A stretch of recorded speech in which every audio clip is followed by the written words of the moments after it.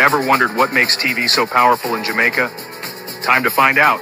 Welcome to Global TV Group 358, where television meets innovation. We're not just about shows, we're about shaping society. In Jamaica, TV keeps you informed, connects diverse voices, and supports democracy. Imagine a Jamaica where broadcasters unite, sharing data and collaborating globally. That's us, a unified voice in the TV industry. Did you know TV advertising is still king? It drives website traffic, boosts brand equity, and powers integrated campaigns. Even in an age of digital, TV stands strong, resilient in tough times. Our global TV deck is your treasure trove of insights and data. With charts, graphs, and success stories, it's your guide to impactful TV advertising. Curious to learn more? Visit our website and see how Global TV Group 358 keeps television at the heart of entertainment in Jamaica. Get ready to binge watch the future.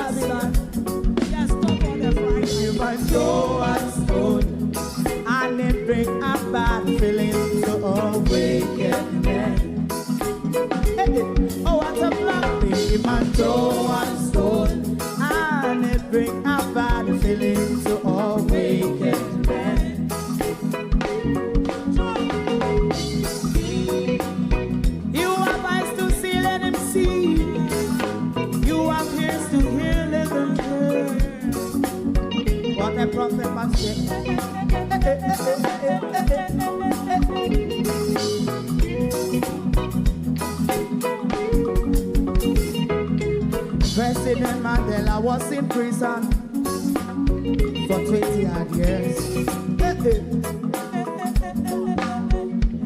And he leave from the prison and take the seat of the president. Stone one, big him and show one stone, and it bring about feeling to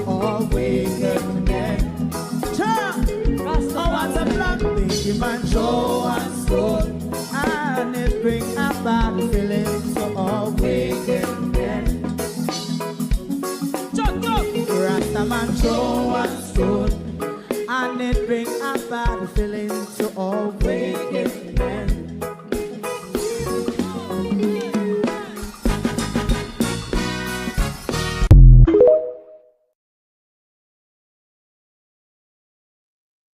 Good evening, and welcome to Global TV. It's Friday evening, the 23rd of May, and it is Labor Day in our side of the town in Jamaica. And everybody was out for Labor Day today. Hooray! MPs and councillors and everybody was out. They were buying rice. They were buying chicken. They were buying rum. East Portland MPs, what did you buy? What did East Portland MP or councillors buy today? Just asking. Just asking. 1 second, I can send one text.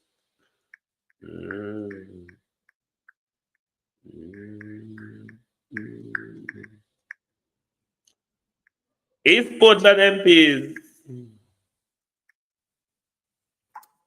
East Portland MPs and councillors wanna buy today, wanna buy. How much wanna spend on Labor Day today? Shanice Green, good evening, Miss Green. No, sir. Good evening, Shanice Green. What did you buy today for Labor Day? Did you spend any money on Labor Day? What did you buy? To my community of party and all my family members, platform moderators, membership holders, reveal subscribers, commenters, and trolls, good evening and welcome. What did you do for your Labor Day in Jamaica today? Did you work as hard as the Prime Minister, drilling while taking photographs and knocking hammer while taking photographs? Did you live it up like the Prime Minister today? Going around doing bits and pieces here? Or were you painting school like the East Portland MP Isaac Buchanan? What were you doing on this Labor Day? Tell us in the chat what you did in order to assist, clean up your country, repair your country, fix your country on Labor Day. What was it? Debbie Jarvis, good evening. RJ, good evening and welcome. Thank you for joining us. Good evening, good evening. Good evening, Gloria Morris. Good evening. Beat and Teach, good evening and welcome. Good evening, all. Who else is here? Good evening and welcome. Marcia Thomas, good evening. Good evening. Who else is here? Good evening and welcome. Good evening, all. Sharon Bernard, good evening. Yvonne Johnson, good evening and welcome. Rosemary Anderson, good evening. Sweeney, good evening and welcome. Evan Riley, the untouchable one, good evening. Melissa Green, Joan Bailey, Cynthia Coley, good evening all and welcome. Let me see who is on the tick this evening. Dulcie, is it Madans? Good evening. Romari, Georgette, Kenneth. Well gone, Kenneth. Zolo Wagwan, user 7914, Glenn Anderson, Coconut, Carl Surgeon, Enna, Anthony Morgan, good evening, and welcome. Thank you all for joining us. Delroy Chuck, this pretty lady have some things to say which I don't know if that's what she means or the observer is twisting her words. The observer have 2 articles on her, but I will refer to a paragraph in this article when it comes to safeguarding of our children. Miss Kenisha. That's not her name. I just feel like call her Miss Kenisha. What's her name? Her name is it Diane Gordon Harrison or such a forth, but let's call her Miss Kenisha for now. So Miss Kenisha is urging parents, persons to vet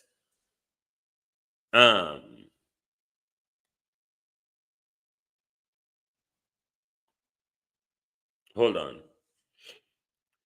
Children advocate Diane Gordon Harrison has called on parents and guardians to be vigilant about who they allow to have access to their children and to ensure that they are properly vetted. Now, as somebody that deals with child protection, Miss Kenisha, I kind of somewhat have a problem with that utterance. It would tell me, Miss Kenisha, that you somewhat do not understand fully how safeguarding works. Because in the next article, which is that one there, you are pushing a similar argument to Delroy Chuck, that because of jungle justice, we must protect the identity of those who are predatory pedophiles or sex offenders. That's the argument. I don't know if I did observer and mischaracterize it, but them have it in quote, Miss Kenisha. So that's why me think to say, that's what you mean. At one point, you say you are speaking measured in context to Jamaica's jungle justice. But it seems to me as if your argument is quite similar to Delroy Chuck. We must protect predators from jungle justice. That is what I'm getting from Miss Kenisha in this article on screen. But the safeguarding issue with the one now on screen, Miss Kenisha. You see, Miss Kenisha, for parents, for parents, Miss Kenisha, to be able to know who are having access to their children, it then call on the government, something ought to be pushed by your advocacy, because under the law, under duty child protection to protect children.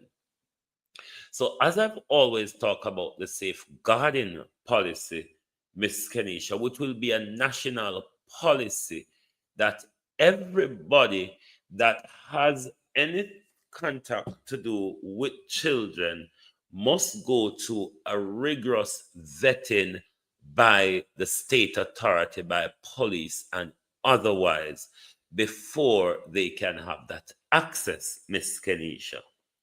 Now, with the sex offenders register, Miss Kenisha, that you all are pushing back on the premise of jungle justice,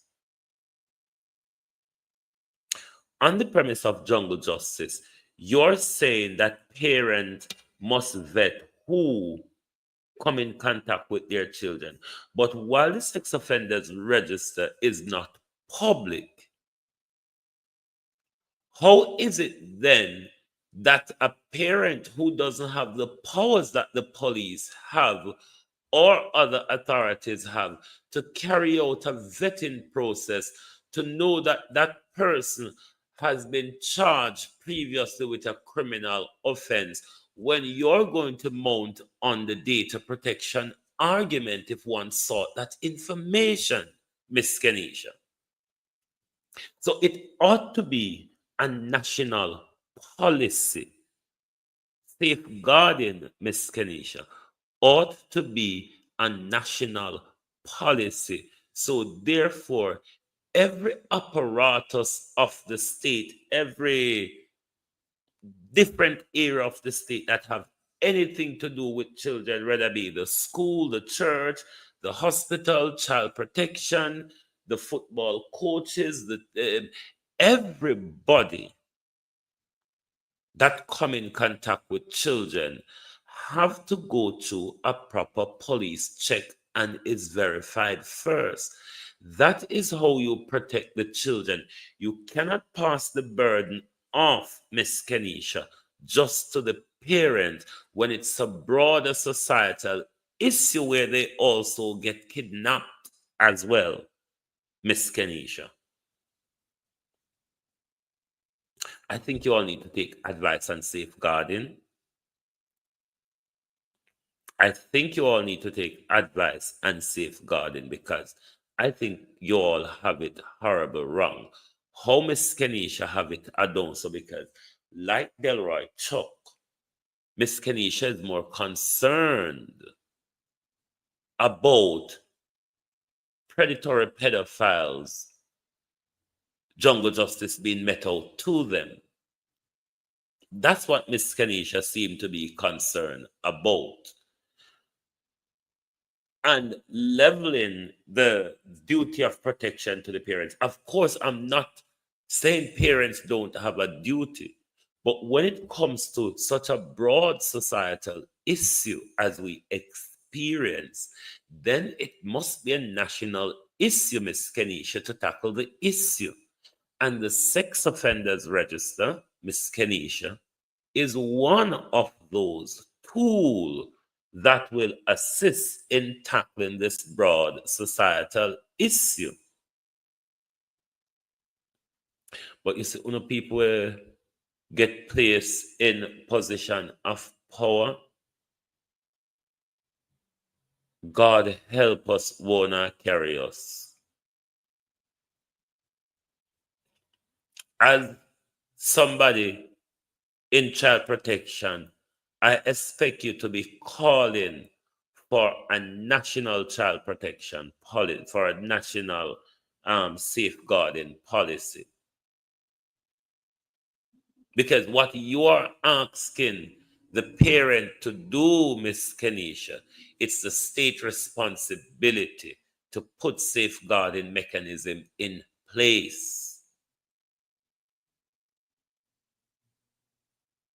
In England, so everywhere, church, school, football court, wherever you're going to have contact with children, you must have those checks done.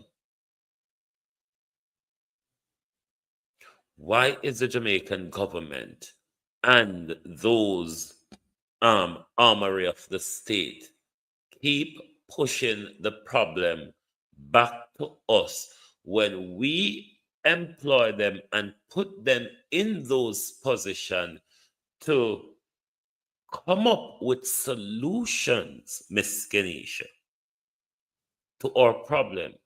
We didn't pay Miss Kenisha for Miss Kenisha to come back and tell us it's your job to know who your children are coming in contact with. That's not good enough, Miss Kenisha. I never that we employ enough, and I never that we pay enough. And if you can't do it, when if you talk so you can't do it, make we put somebody who have brain power and can think to put ideas in place. But certainly, have a disjointed safeguarding will not work. What we need is a national policy. So tell parents, say, make sure be vigilant, yeah, so tell educators to make sure, say, when them employ somebody, them check the sex offenders register. All good and done, Miss Kenisha. It's not a national policy, though. It doesn't tackle the national issue.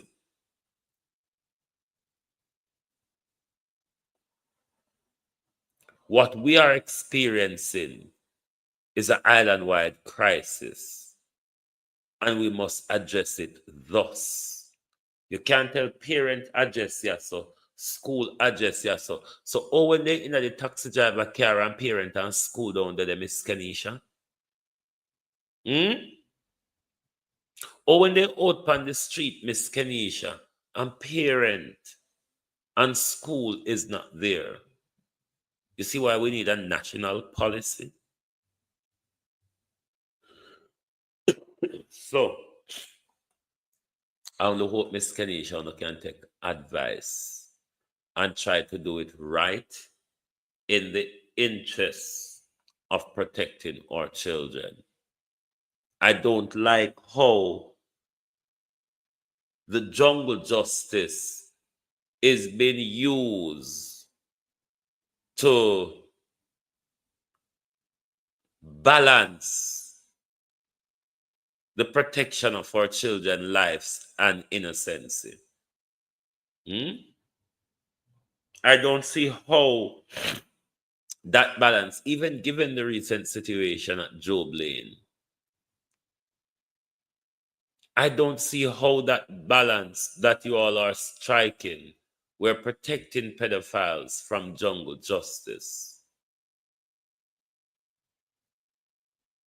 I don't see how it balanced well against a child that was raped, murdered, strangled, and turned upside down in a barrel. I really don't understand how you all strike that balance.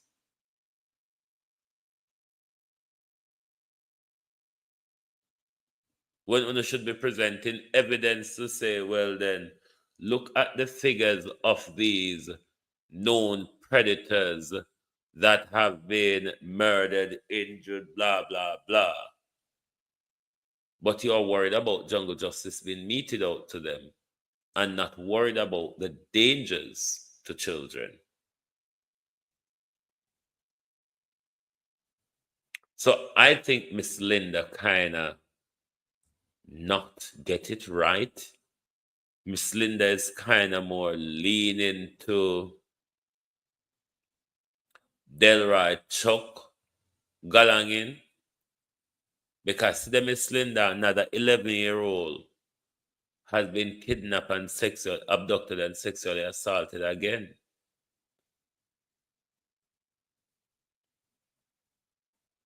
So I would like both Miss Linda, the government, Delroy Chuck, and everybody to put more emphasis in protecting the children rather than the predators.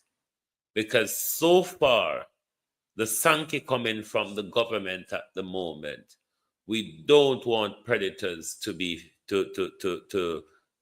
victim of jungle justice. That's what we're hearing at the moment. So we ask the Prime Minister to give us a clear direction on the issue, because the nation is rather confused on the issue. DARYL Wagwan, you all right? You all right, Mr. VAZ? We're on there. And problem time now, you know. It's Friday. We are going to pretend like we're drunk. We're in England, DARYL VAZ. And if you know anything well about the United Kingdom on a Friday evening, you could see a lot of drunks up and down the street, DARYL VAZ. I can be one of them, can't I? And VAZ, Anne-Marie VAZ. Where was DARYL VAZ on the night of Faughthy's murder and VAZ? Can you say where your husband was? And if DARYL VAZ was not at home, Miss VAZ, would you be able to tell us if he was in Portland or was he in St. Anne? Which of the parish? And if Mr. VAZ was in St. Anne's, for what reason, Miss VAZ, might your husband be in Portland and St. Anne? Would you know anything of such?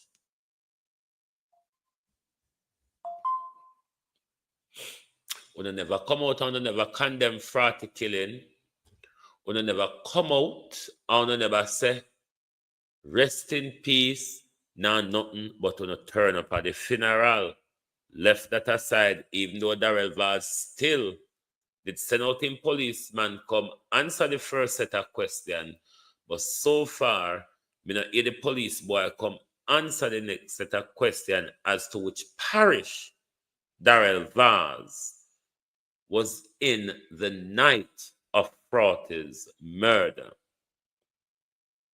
And whether DARYL VAZ can tell us if he was on the scene of Faughthy's killing shortly after, probably Mr. VAZ, even before the police officers got there. I hope DARYL VAZ can send out young police come respond to these questions. We have been waiting for quite a long time. Anne-Marie VAZ, I am aware of DARYL VAZ side chick, other woman, girlfriend in St. Anne's. If it is that your husband, Miss VAZ, was in St. Anne's on that night, could it be that he was staying at the Lover in St. Anne's? But that is not even the important point, Miss VAZ. Your husband was on the scene of Samuel Dixon's murder, even before the police. Could DARYL VAZ answer as to why he was on the scene of Faughthy's murder? What was the altercation or argument between DARYL VAZ and Faughthy weeks or days before Faughthy's brutal slaying? Because I see a lot out how much a million to the do whatever.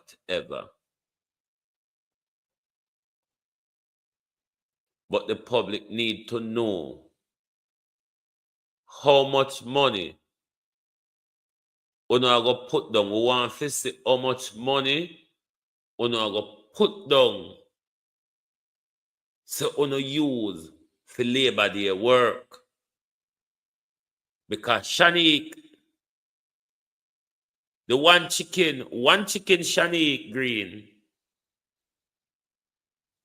Somebody called Shanique Green then, with the one chicken, 5 pounds of rice, one chicken, 5 pounds of rice, half a stick of butter, big jar of oil, 1/4 pound of sugar, 1 pack of quenchade, 2 lime.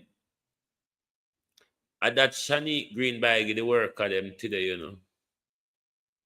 The work of them will work for Labor Day and want cook. Shanique Green buy them 1 chicken, 5 pounds of rice, half a stick of butter, big jar of oil, 1 quenchade, 1/4 pound of sugar, and 2 lime. So we want to know how much Shanique Green are going to set down. So she spend on Labor Day project. Because we know so this is another big heist. You know. This year I got bigger. This year I got bigger than the EM 800 Jill. Because the amount of money Andrew Holness and for him team them, I go write down in a book today and pan handback so they spend pan Labor Day project. The country will have to pick up the pieces. I kid you not. The people them ask Shanique Green for £10 a chicken. Shanique Green, £10 a chicken, £10 a rice. And also them ask for Shanique Green turn up with 1 chicken, £5 a rice, half a stick of butter. No, the half a stick of butter me and my copy, but it's how Shanique Green low life. The people them ask for £10 a chicken and £10 a rice, and Shanique Green turn up with 1 chicken, 1 dege chicken, you know. 1 dege chicken, Shanique Green turn up with, and £5 a rice. So might as well she carry 1/4 stick of butter and big Gilla Island 2 quenchade and 2 lime and 1 quenchade and 1/4 pound of sugar with it. So me want to know, because she really carry the chicken, the 1 chicken and the rice for 2. But I me add the rest of the same thing there. But Shanique Green wicked because me know to say, and we know all them teeth and tan. So them are going to put down one whole heap of money. See DARYL VAZ fork out millions already. And DARYL VAZ put on about $2 million already. DARYL VAZ alone put down about 2 million. So can you imagine when them here done run through and count up? The 1 chicken don't weigh 10 pounds. No, the 1 chicken don't weigh 10 pounds. I mean Shanique Green, mean and wicked. Because them are going to take the money.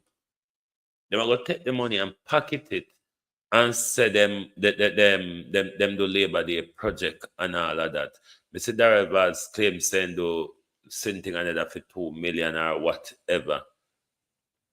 This is how they are going to milk the liquorous and money out of the country. And they don't have no shame for see right now Andrew Holness, Dr. Tufton, and Donovan Williams in a big kete jump. Big kete over the same thieving of public money via the Ministry of Health. Via the Ministry of Health. So, me no know where I go on because DARYL VAZ and VAZ, the whole of them, Andrew Holness, the whole of them are going to give a big budget as to what they did in Labor Day and how much they spend on Labor Day. But just like a how they spend 244 million on the coastline and not a bear which part where the people them up there say, we don't know what them are talk about, because we don't see what them are talk about, and we don't see them can't do nothing, even though they say they spend 244 million yeah, so. The same way, they say them buy Jill for $32 million. When we find this short, you can get the Jill for less than 5 million Jamaican dollar. Meaning say you couldn't get 6 out of it and left change. Give them box food and box drinks money and fare money. And we pay $32 million for 1 Jill.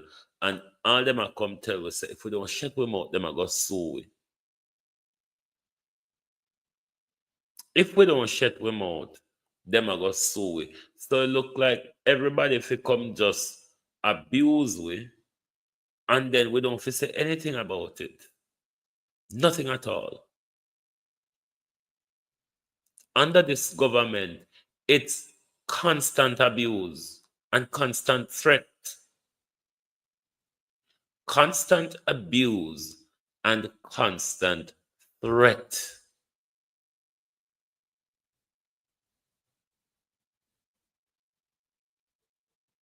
Me I wait to hear how much spent on Labor Day, you know.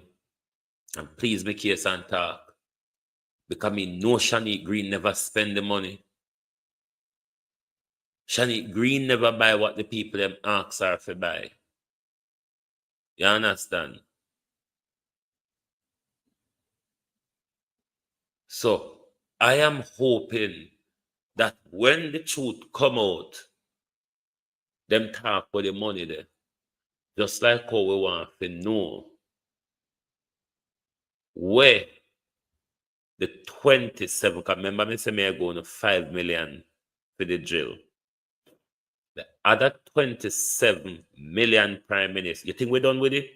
We will never let this go. Because when you try, like everybody else, when you try to make it look like Dr. Daz mischievous, him a liar, he's just behaving political. As counter Dr. Daz, there's a bigger corruption at the Ministry of Health to be uncovered. And we want to unearth that crime that is going on at the Ministry of Health. So we hope the Integrity Commission react very quickly to the dossier that Mr. Dawes sent over to them. Because major problem is going on in the public purse at the moment. Alrighty? Anybody want to help me to run Global TV? I'm going to take a break from social media for about a month or so in the near future. If anyone wants to run Global TV that time, do their own thing, I can assist you in doing so. But I'll be taking about a month break. I will update you further on that, but I'll be taking about a month break from social media. If anybody wants to anchor Global TV for that time, you can do so. Alrighty, but I will keep you informed when it gets closer to the time. When it gets close. That's why I ask somebody to take over the program for a month. Ladybug, anybody wants to take over the program for a month and run the program for a month, they're welcome to do so. But I'll definitely keep you informed. I want to bring to you a letter from President Traoré to the state of France. I think it's a good piece of listen to, and I want us to listen to some of it tonight. To the French Republic, for too long you have mistaken African patience for permission. You thought our silence meant surrender. You believed our diplomacy was weakness. You misread our civility as chains, forgetting that even a lion sleeps with dignity. But I write you now, not in anger. I write to you with the calm of the ancestors, with the stillness of those who stood beneath colonial gallows, yet never bowed their spirits. I speak with the voice of empires older than your archives, from kingdoms whose gold-built cathedrals you now claim as yours. This is not a letter, is a reckoning. You came to our lands as guests and left as thieves. You entered with Bibles in one hand and bayonets in the other. preaching salvation as you shackled our minds and plundered our minerals. You renamed our rivers, desecrated our shrines, uploaded our museums, and then dared to teach us civilization. What is civilization to a people who built Timbuktu when Paris was a swamp? What is progress to a people who mastered astronomy while your king still feared eclipses? France, this is not about the past alone. This is about your present appetite. This is about how you still drink from African wells and pretend your thirst is righteous. You speak of partnerships, yet your embassies dictate our elections. You preach free markets, yet your companies monopolize our resources. Hey, I filmed this for you. It's one of the most powerful trading strategies I've ever used. And I want to walk you. You scream about democracy, yet your soldiers guard dictators who serve your interest. And in Burkina Faso, in the heart of West Africa, we say enough. You still owe us gold artifacts, blood, and truth. You've built museums from our stolen memory, economies from our stolen labor, and pride from our stolen identity. You created narratives that depict Africa as broken, yet it is your fingerprints that stain every fracture. You owe our mothers the sons buried under your foreign wars. You owe our soil the purity you poisoned for uranium and time. Profit, you owe our future the dignity you tried to erase with every lie published in your newspapers, every puppet installed in our palaces, and we are no longer asking politely.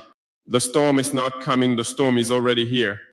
It gathers in the minds of our youth who no longer dream in French. It whispers in the chants of our people who all reject your currency and your control. It echoes in the silence of African leaders who finally refuse to be pawns. You have until now benefited from our division. You fed on our tribal tensions, sowed discord, and presented yourself as the only solution to the chaos you engineered. But Africa has read the manual now. We've studied your tactics. We've named your games, and we've chosen not to play. We are building a new order, one not defined by your parliaments or polished in your press. A sovereign, unbought, uncolonized order rooted in truth, dignity, and justice. This is your warning return, what you stole. Not only the artifacts that sit behind glass, but the resources, the honor, and the independence you stripped with treaties signed at gunpoint. Return them or face a generation that no longer fears your flags or your threats. You see, this is not just Burkina Faso speaking. This is the voice of Africa, unfiltered. The voice of Mali rising, the voice of Niger awakened, the voice of a continent that has been quiet too long. You may mock our courage on your screens, you may twist our message in your editorials. But the ground beneath you is shifting, your grip is slipping, your time is ending. We do not seek vengeance, we seek restoration. But make no mistake, restoration is not a request. It is a demand backed by resolve, and we are prepared to stand, to resist, and if need be, to rebuild from ashes. This is only the beginning. Signed with fire, not fear. From Ouagadougou to the conscience of a sleeping empire, wake up or be swept away. The currency of change. France, let us speak plainly now. You did not just take our gold, you minted it into your prosperity, then returned to sell us back our own freedom at interest. The CFA franc, that colonial relic you swore was an economic partnership. Let the world hear it today. It is not a currency, it is a lishek.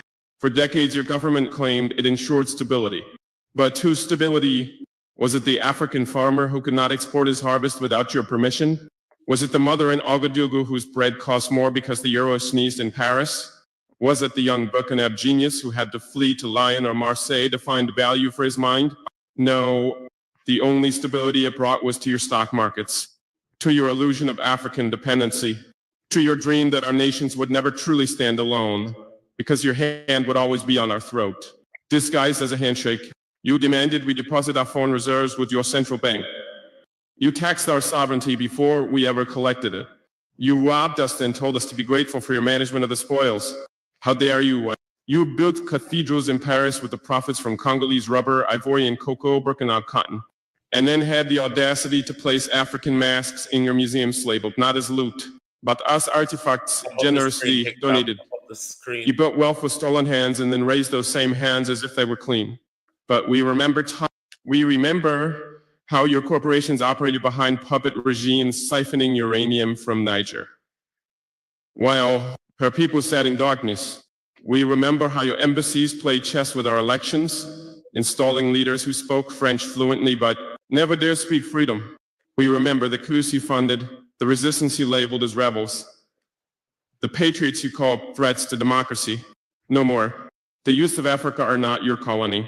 We are not here to beg. We are not here to bargain. We are here to reclaim. And hear me clearly, this is not a request. And this is a final notice.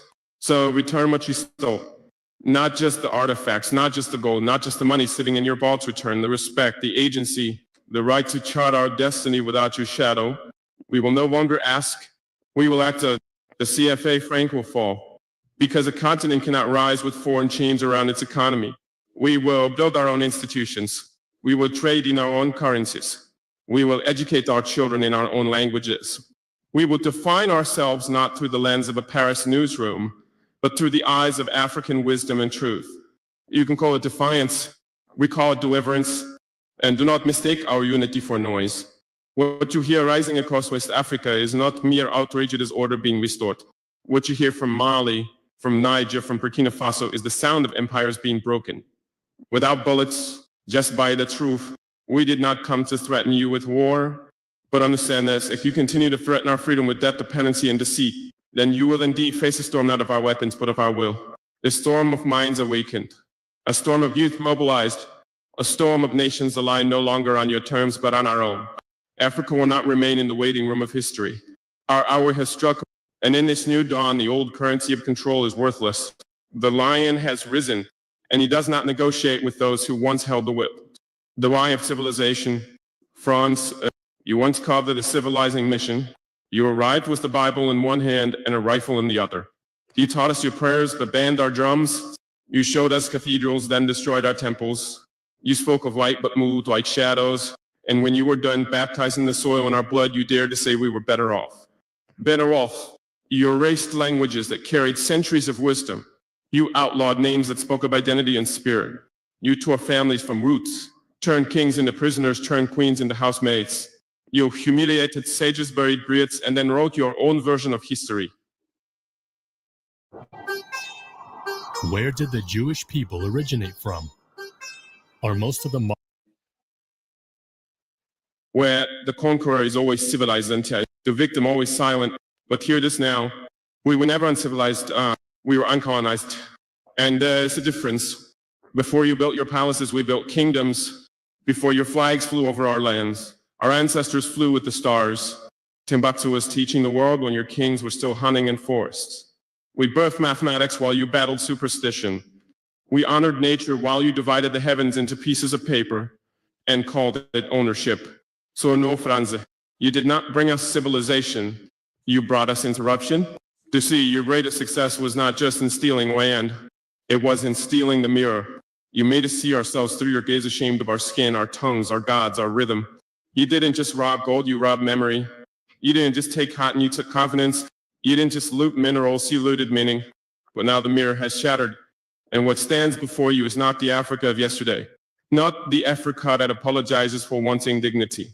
Not the Africa that boasts when it builds. Not the Africa that waits for handouts dressed as help. We are not ashamed of what we were before you came.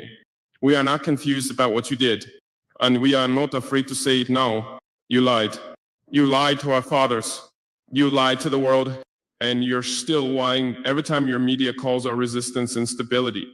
Every time your officials call our independence dangerous. Every time your think tanks publish fear, mongering analyses about military regimes in West Africa. What's truly dangerous is truth, because truth cuts deeper than bayonets. And the truth is this: we do not need your version of civilization. We do not need your endorsement to be free. We do not need your textbooks to define who we are. We will raise our children on the shoulders of our ancestors, not in the shadows of colonizers. We are not asking for charity. We are demanding clarity. Return what you stole. Not just gold, not just artifacts, not just currency, but our story. You want not just gold, France, Britain, Portugal, America, or gold, but our story. That story that is buried in Buckingham Palace, the Tower of London, the Vatican, and all over of Europe. That stolen story. Yes, bring it back. And I want to turn to Colonel Charles. No. Because every time they try to act as if they're doing something good, we see that it's because they are being caught out and they're trying to make it right. No. Pernell Charles Ministry is saying that they are moving to regularize Chinese workers at popular auto repair shop. So then, Mr. Charles, it is true that they were working in violation of their immigration visa or work permit. Under any country's rule, Mr. Charles, that is a violation of their visa, which, Mr. Charles, could have their visa revoked or could, Mr. Charles, be prosecuted or, Mr. Charles, be leveled a civil fine. But in your case here, you are regularizing their visa to make sure so them work. It lead me to ask the question, was this something arranged between Uno and them? Wanna never expect we forget to pick up pan. Why no, rather than you all are prosecute them for working in violation of the immigration rules? Rather than prosecuting them for working in violation, or the employer or the owner to employ them in violation of the immigration rule, you're regularizing them. You're making sure they have the right visa to work at the auto shop rather than at a supermarket, isn't it? What usually happens in this case, Mr. Charles, this is a violation of their visa.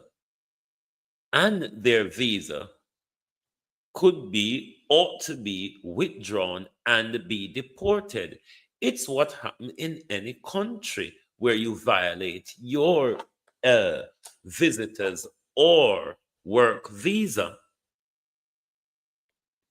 But here Mr. Charles is saying, so we could just give them the right working visa since as they're working illegal. Let's give them the right working visa. How is it then though, Mr. Charles, that the owner or whoever went through all level of compliance, or did they not? Because putting up such a establishment, there's a hoop of bureaucracy, regulatory bureaucracy that you have to jump through if you're going the right route, or if you're not paying kickback to somebody or tipping off somebody, or like how Jamaica politician asks where my cut be. Maybe somebody get a cut, say, sign off on certain things for you where no go through the right rigmarole them. But once Pernell Charles Ministry became clear that these Chinese are working in violation of whatever visa they have, then it's down to Harris Chang and Pika to remove their visa, to deport them, or to charge them with an immigration offense.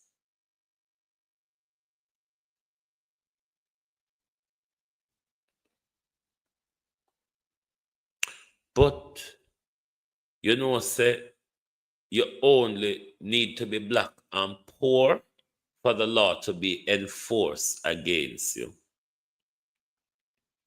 This law is against poor black people. If you're on the other side of Jamaica, like the colorism side of Jamaica, the classism side of the Jamaica, or you know a friend of a good friend, or you know somebody in high society. You know the many different little Jamaica that exists, barring the Jamaica for poor people.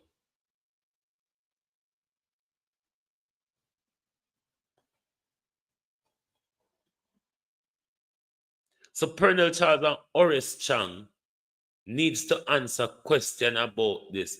What kind of corruption is going on between Pernell Charles, Horace Chang, and between Pernell Charles, Horace Chang, and the Chinese, the Chinese car shop? Something is going on that we are not fully aware of, because what Pernell Charles come tell we know, he should have been telling us that they're V-Day, because if you regularize them now, you obviously found out that they were in violation of whatever visa they were issued. Once there is that violation, then they're in violation of their entire visa, which one can be removed and be deported, as well as leveled as civil fine or be charged with an immigration offense. These are the things we face a foreign to, and these are the things that migrants face in a foreign country. Why is it? Because of money, our system are making exception for everybody, and still prosecute we for everything. Not prosecute, persecute rather. Prosecute and persecute are two different something. Them persecute we for everything. And everybody from over yonder come get a little getaway. That's why I'm telling you, it's not really the Chinese are my problem so far. It's our own leaders. Because here Pernell Charles and Horace Chang find out that the Chinese are working in violation of the visa given to them by PICA and their work visa as well, which is a violation. Are they not on a visa for work? Are they there illegally? But rather than it's been dealt with as how it ought to, Colonel Charles are going to regularize them. Let me just give them they already. Them they already. Let me just give them the necessary document to get on with what them need to get on with.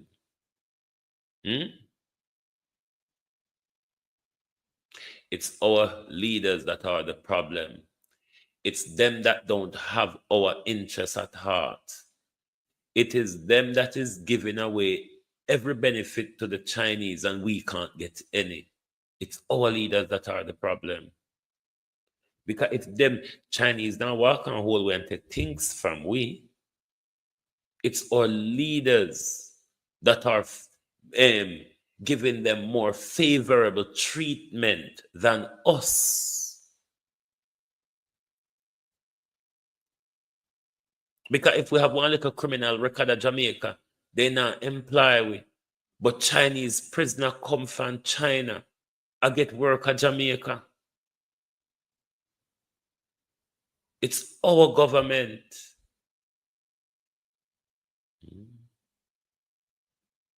Our leaders are the problem. They're not looking out for us. They're not concerned with us benefiting anything. They're not concerned with our development. What they're concerned about is how much they can benefit for whatever racketeering exercise them take all of us on to make sure they benefit personally from. We're not going anywhere, Jamaica. We're not going anywhere. So we couldn't get 6 Jill. So money where we could have get 6 Jill out, we only get 1 total one. One thing we're going to go with the 1 Jill. And when the 1 Jill broke down, we have to go find one another $32 million again to buy one another one from Andrew Holness. Andrew Holness will sell Jill. Jill selling Prime Minister. There's my boy, what your name? Donovan. You can't move out highway, make we say Andrew. Move out of the way, make we say at the Prime Minister of the country walk and sell Jill. Donovan Williams. You say I know you. Move out of Andrew way. We want the country to see that Andrew Holness is selling medical drill to the country. So if you want with it call your name and you don't want with it defame you, come out of Andrew Holness way, come from in front of Andrew, make Andrew turn up with his shares them.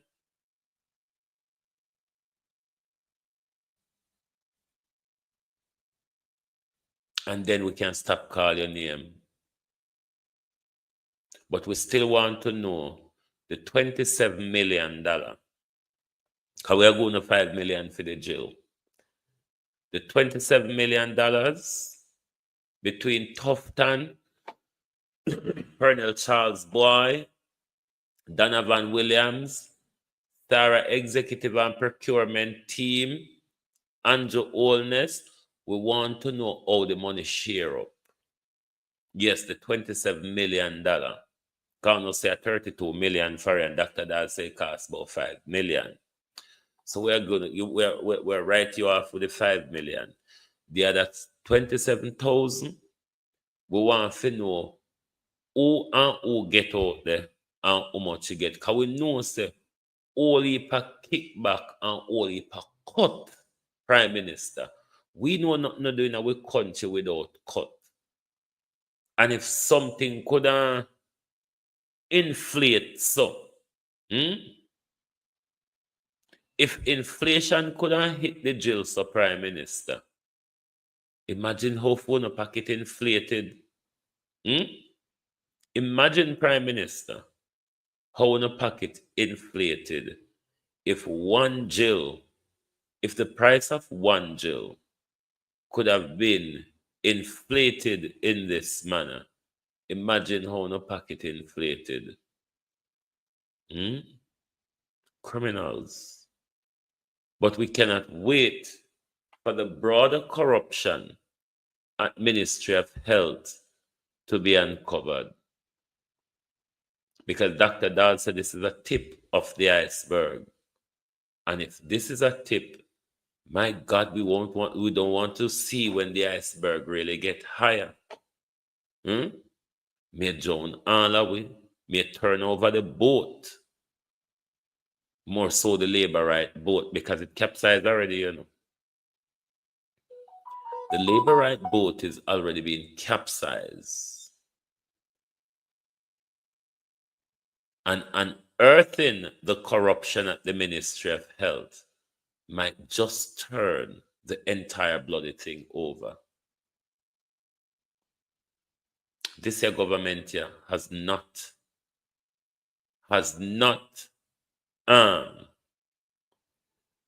delay when it comes to providing us corruption and scandal. I mean, this government corruption and scandal is on steroid. Every time you look, the muscles of this government when it comes to stealing get much bigger. I mean, Prime Minister, we would have thought that going into the election, on would try keep on our hands still on our side, make we see someone and do nothing, make we see someone and thief. But Prime Minister, even when you can't call election a scandal, them just have pop out one after the other. So 240 million, 244 million, nobody knows the way it's spent. 54 million for fertilizer. No farmer no see not a dust nor a grain. 32 million for medical jail. Now we hear say cost less than 5 million. I'm asking the question, will Andrew Holness government provide us any more new scandal before the election? Or will this be the last set of scandal for this government?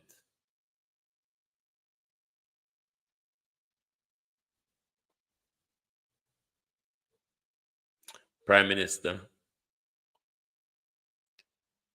take the country out of the misery.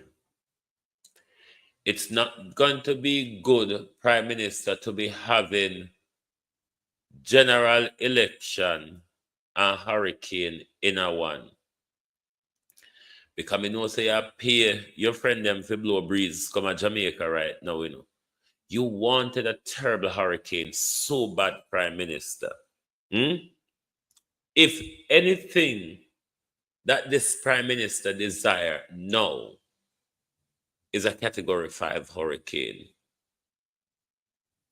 because Andrew wants everything to put off that election, this election, because he cannot face it. Because he's unable to face the country in the upcoming general election, Andrew's doing everything to bypass an election. Fly high though, Prime Minister, or fly low, you will have to call the election. Even if you don't, the Constitution will. Even if you don't, Prime Minister, the Constitution will. Fly high, fly low, we're going to get rid of you and your fingers. We have borne the brunt of it, Prime Minister. The country have been left broke. Nothing get fixed in this country. That's why you suffer with for 9 years. And then at the end, you walk around and a tie ribbon pan and finish things. You just a run round so and a tie ribbon pan and finish things. And then you have the audacity to ask us to give you 5 more years to finish the unfinished things and where you tie and ribbon pan. Remember, so you're a cocky person, you know, Prime Minister.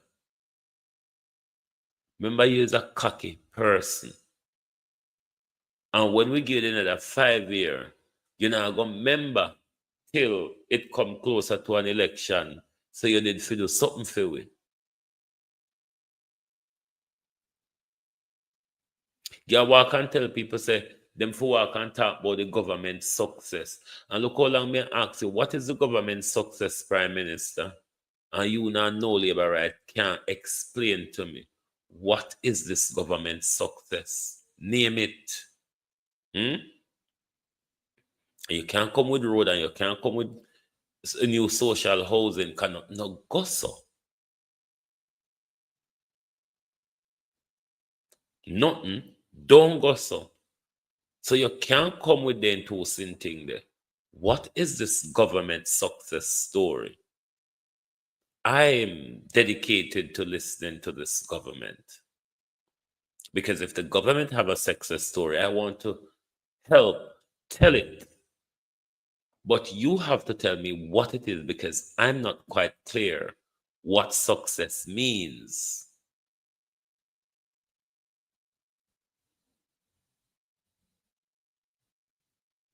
If it is that the Prime Minister is successful in 1, 2, 3, 4 area, then you should be able to explain it.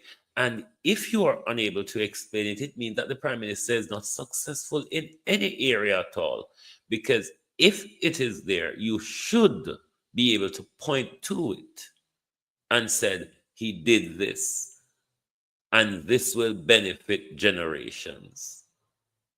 I challenge a labor right to point out the Prime Minister's success to me.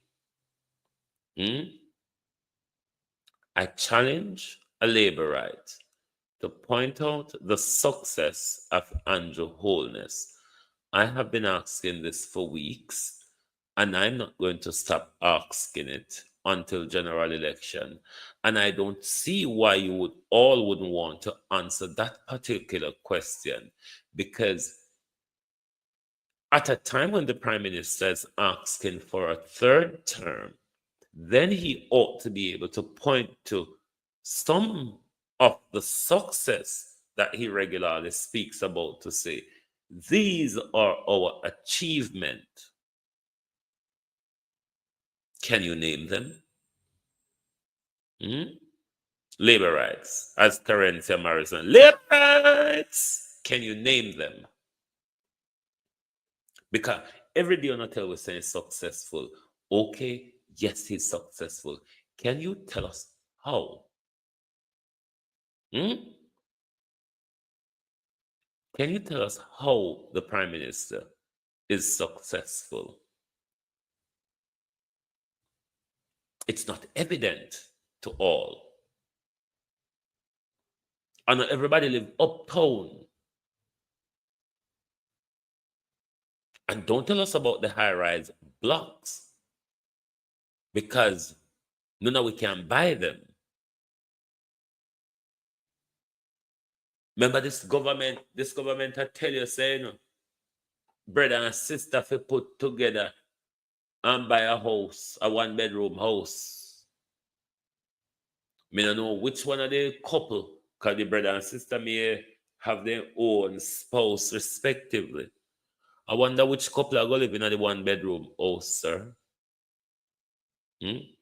When two family members make up and buy one house, which one are going to live in one-bedroom house? Which one are going to live in there?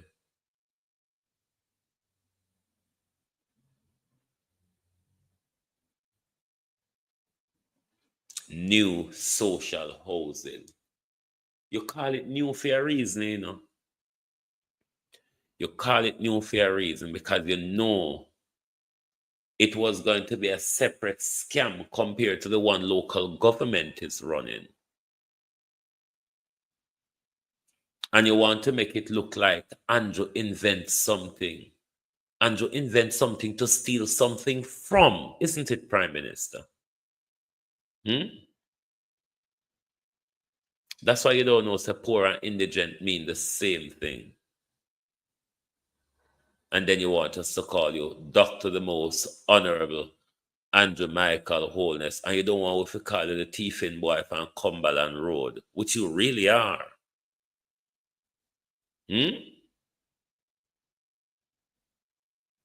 Because I call the election, if you're confident enough, you should knock your chest like a silverback gorilla and announce the date. You know, you might go in the same ready to sound the trumpet. Labor rights in finishing. One of them. I am asking the question, where are labor rights? Because I'm not seeing them. I'm not hearing them. I don't see them out there defending the Prime Minister. I don't see them out there defending the party. I don't see them out there campaigning. They're barely cussing us anymore. I couldn't tell when last to see SYM or Bad Mind. They've all faded away, haven't they? Oh, what a sad thing Andrew Holness has done to the Jamaica Labour Party. He've left you all without even a voice. You don't have nothing to defend. Because when he not thief, he might tell lie, or he might let gunman or pedophile loose upon us. Isn't that what Andrew Holness does?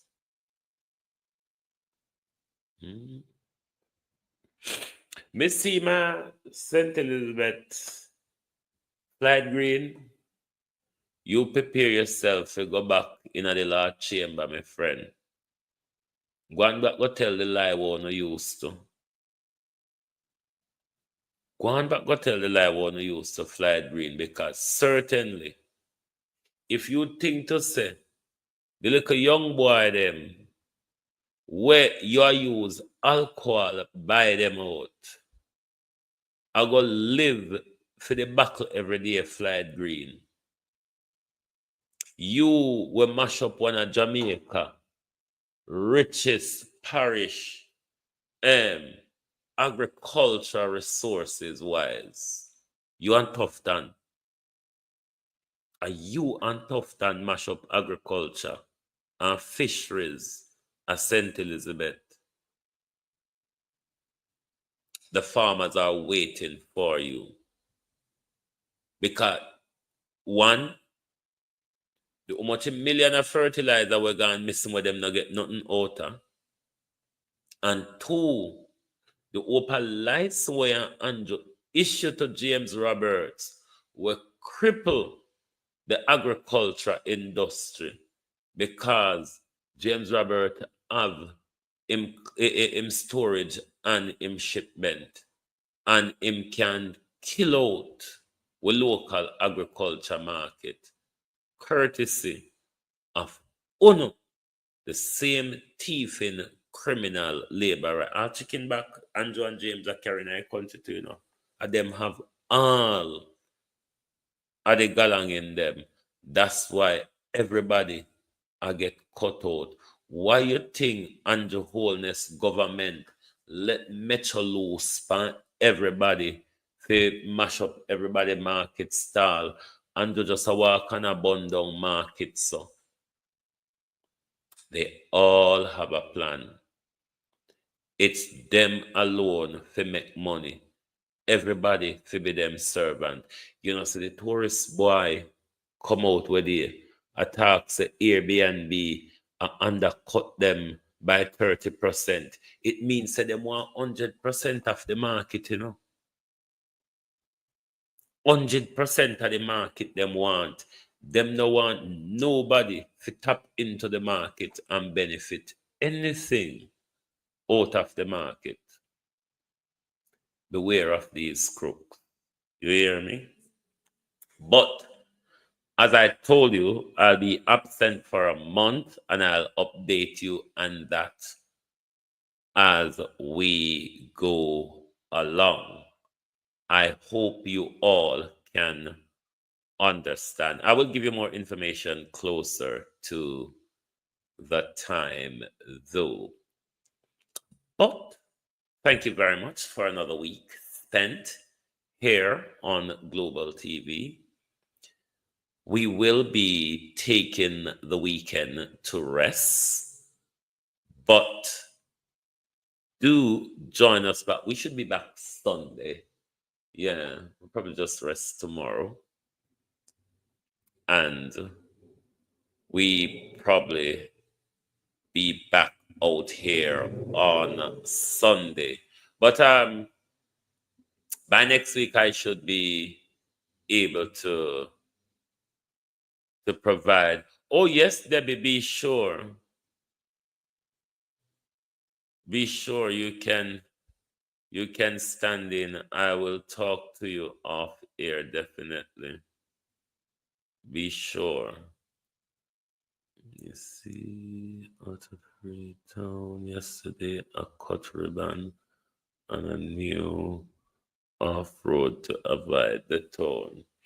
And the owners and the all of them lucky with the ribbon cutting because they really think people is fascinated by or carried away by the ribbon cutting, especially now that we know that these ribbon cutting are all unfinished things where Andrew probably don't even get to connect up the sewage at the urban center before election.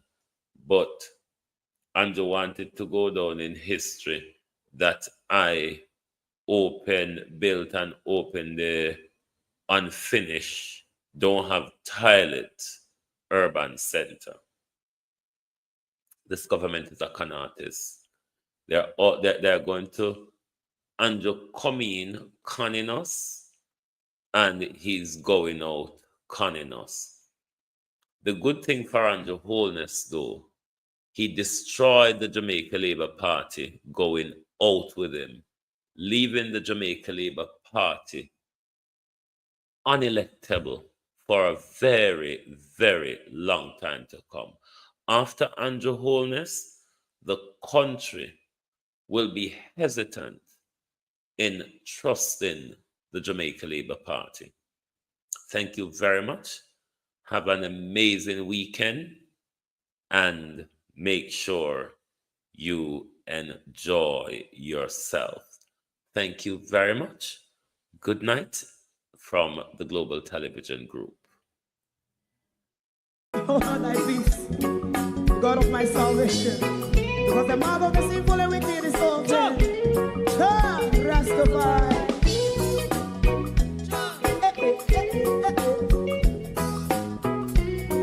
Come with I. Rastaman throw one stone, and it bring a bad feeling to all wicked men.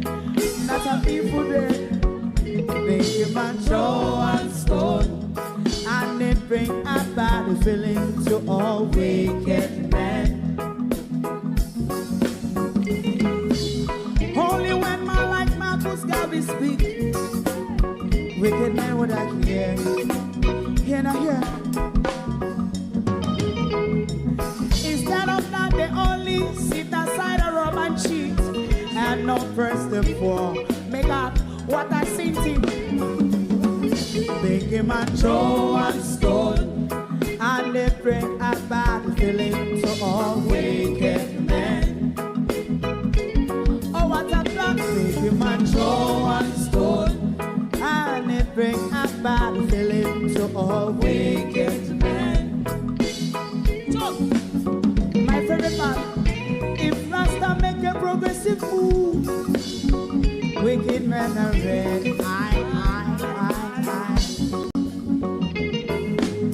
How they want to see? They didn't sell out Rasta and sell it out. I sell out Babylon. They give man throw one stone, and they bring a bad feeling to all wicked men. They give man throw one stone, and it bring a bad feeling to all wicked men. If Rasta make a progressive move, wicked men are red. How they want to see? They can sell out Rasta and sell out. I sell out Babylon. Yes, stop on the Friday. You might throw a stone, and it bring a bad feeling to all wicked men.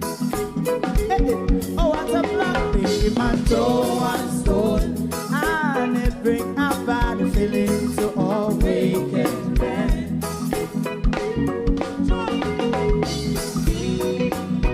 You have eyes to see, let him see. You have ears to hear, let them hear. What a prophet must say.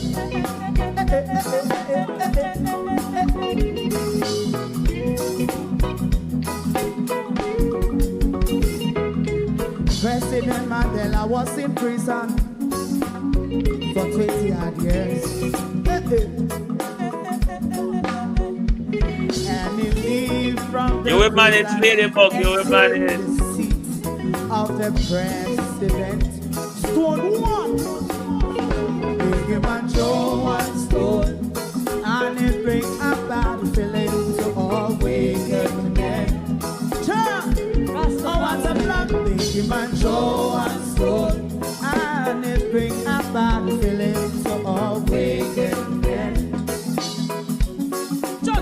Rastaman throw one stone, and it bring a bad feeling to Thanks all everyone. wicked men. Good night. If you don't like missing out on the latest shows but still enjoy classic hits, then Global TV Group 358 is your perfect match. Global TV Group 358 isn't just another channel, it's your ultimate TV experience. From breaking news to binge-worthy dramas and timeless classics, we've got it all. Our unique blend of original content and global favorites means there's something for everyone. And guess what? With GTVG's seamless streaming, you can watch anywhere, anytime. Plus, our interactive features let you be part of the action. So, whether you're a seasoned binge watcher or a casual viewer, Global TV Group 358 is here to keep you entertained day and night. Don't just watch TV, experience it with Global TV Group 358. Subscribe now and never miss a moment.